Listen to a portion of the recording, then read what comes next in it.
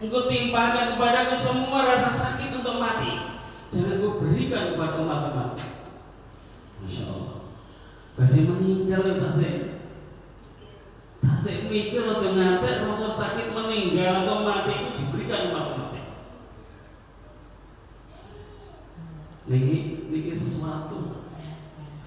Benar-benar sudah seharusnya pulau panjenengan setahun sekali maulid Nabi itu paling tidak kita napa ya bacaan napa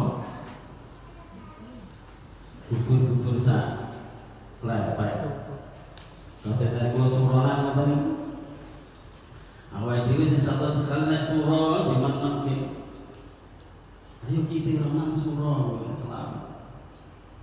Dan ini mula panjenengan bagaimana bisa mengenang cerita-cerita Rasulullah dengan sekian ratus tahun yang lalu, ribuan tahun yang lalu, kalau tidak melalui peringatan. Peringatan itu tujuan untuk mengingat itu membalik melihat kondisi. Seperti dua panjenengan luar biasa. Kalau jenazah sapi, insya Allah nangis. Nah sudah seberapa banyak cinta di kolam panjenengan sedaya tenggene Allah Subhanahu wa taala khususnya tenggene kanjeng Nabi. Jadi sakit meninggal itu mati itu sakit. Kisah nyata.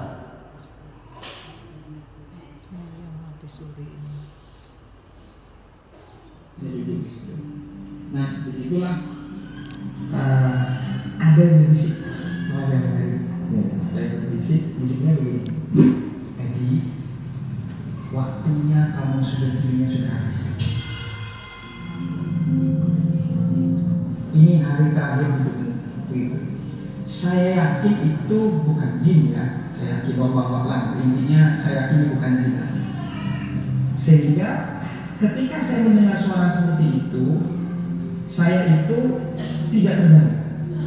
Mau teriak, mau ngomong, mau minta tolong siapa, itu tidak bisa.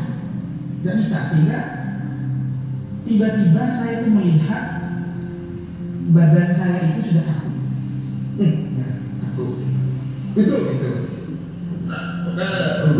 Jadi ketika itu tiba-tiba kayak orang mana tuh? Jadi sebenarnya bukan kayak orang apa Mas Ari. Sebenarnya ada proses di situ, ya. Ada proses itu di situ. Ada yang namanya proses kantor itu tetap ada. Yang maksudnya tiba-tiba itu ketika orbita itu terasa, sampai kali itu kamu itu keluar. Ya. Jadi proses bagaimana sekatul maut itu yang saya rasakan dari kaki. Ya, ditarik dari kaki. Dan rasa sakitnya itu sakaratul maut itu seperti badan kita ditebas atau diiris dengan benar.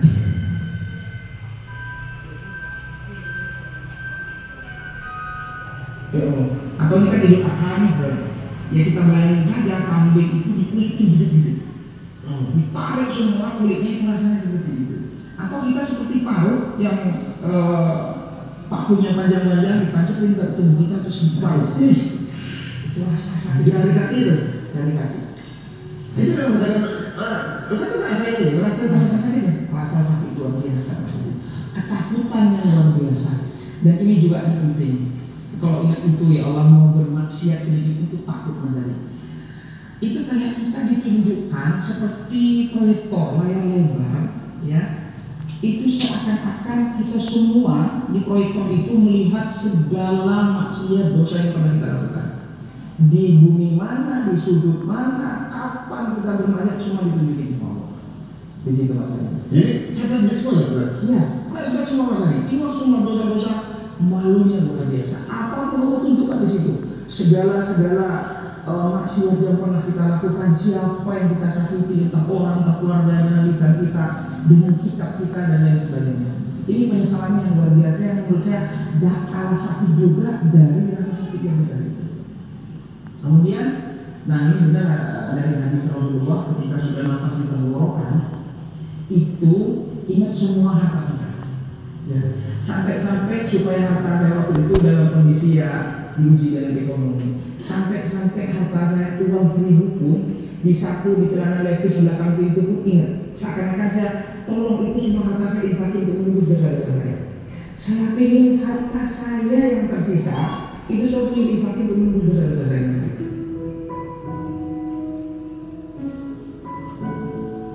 Itu ketika sudah nafas rasanya sudah di sini. Itu apa ya? Saya rasakan sendiri itu nafas dada itu nggak berdetak. Dada itu nggak berdetak, rasa sakit itu waktu sekarang itu.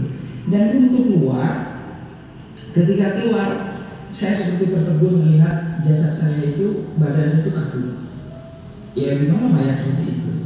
Nah itulah ternyata ketakutan itu bukan cuma ketika proses sakaratul maut, sampai roh pun keluar itu juga ada rasa ketakutan yang luar biasa.